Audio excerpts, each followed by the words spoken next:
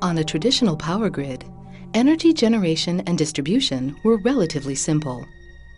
The generator produced electricity at a plant, and the transmission system carried electricity from the plant to substations. At the substation, the voltage was reduced and electricity continued to travel along the distribution system, where transformers converted it into the voltage used by customers. At the customer's site, electricity passed through the meter, which recorded usage as electricity was consumed. Energy flow was essentially one way. On a smart grid with distributed generation, energy can be generated close to the point of use, and those who produce this power have the option to resell it to the utility. Here's how distributed generation works.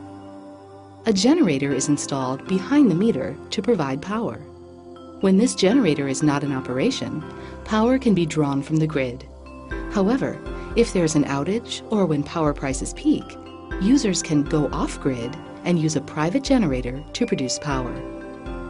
Solar, wind, and thermal energy are renewable sources that can generate energy close to point of use. Unlike major power stations, renewable energy resources can be installed in small increments, and they have extremely low ongoing costs. Though renewable energy resources are less predictable than the power generated by traditional means, hybrid systems can utilize both renewable and traditional power. With access to distributed generation resources within a smart grid, utilities can configure existing systems to meet peak power needs and diversify the range of energy resources to increase the reliability of energy flow. For customers, distributed generation supports reduced energy costs and reliance on fossil fuels, as well as increased use of renewable resources. Despite its relative unpredictability, renewable energy can fit with the load curve.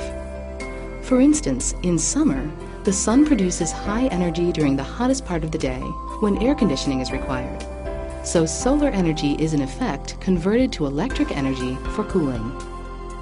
Within the smart grid, integrated into the smart home and monitored by smart metering, distributed generation is a new paradigm for energy distribution and use.